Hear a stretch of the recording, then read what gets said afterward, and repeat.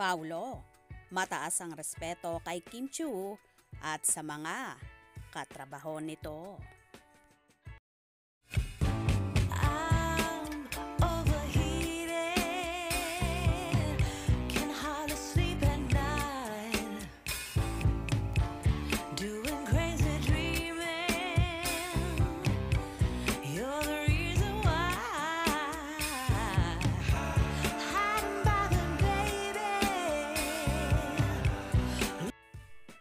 Sa naging interview sa Kapamilya Star at isa sa bida ng seryeng What's Wrong with Secretary Kim na si Paulo Avellino.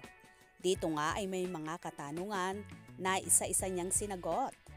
Ang tanong, sino ang first honor sa pagiging maaga sa set? Sagot ng aktor, ang maaga ay walang iba kundi ako.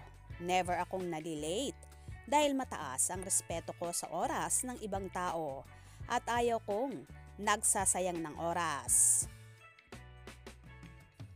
Kailan ang sabaw moment mo?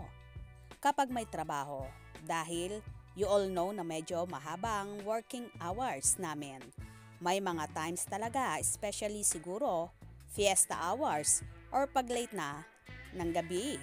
Nasasabaw ka talaga, pero nagagawa naman ng paraan. Saang lugar magandang mag-release ng stress?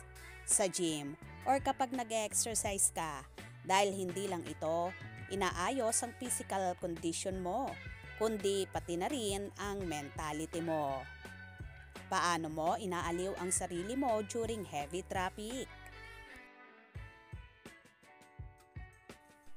Inaaliw ko ang sarili ko sa pakikinig ng mga ng audiobooks. Audiobooks dahil mahirap sa traffic eh. Kumbaga, nasa kotse ka, kung maglalaro ka or may gagawin ka sa phone mo. Either sumasakit na ang mata mo or nahihilo ka. Hindi natin naman pwedeng magbasa dahil ganun din, sakit din sa mata. So ang pinakamagandang gawin ay maliban siguro sa music, audiobooks na lang.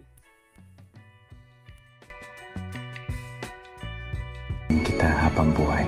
At na laging maaga ay walang iba kundi ako. Never ako na-late dahil mataas ang respeto ko sa oras ng ibang tao at ayokong nagsasayang ng oras. Kapag may trabaho, dahil as you all know, medyo mahaba yung working hours namin. May mga times talaga na, especially siguro siesta hours or pag late na ng gabi, nakasabaw ka talaga.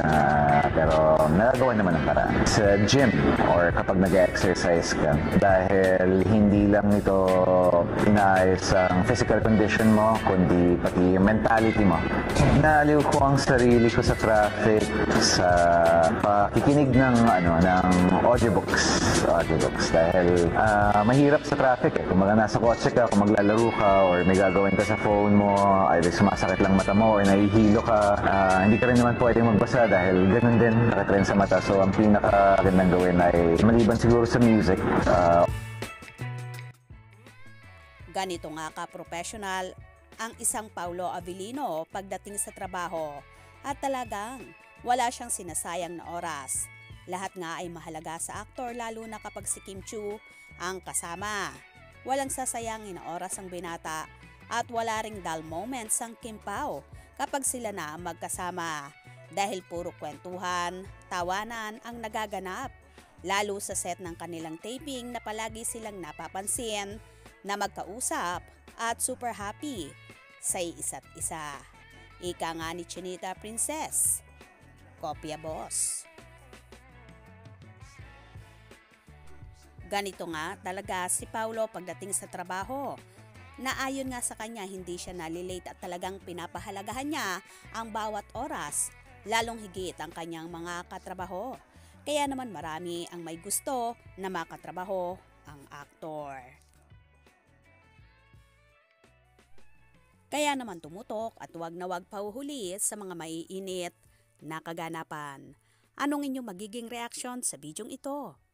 Comment below.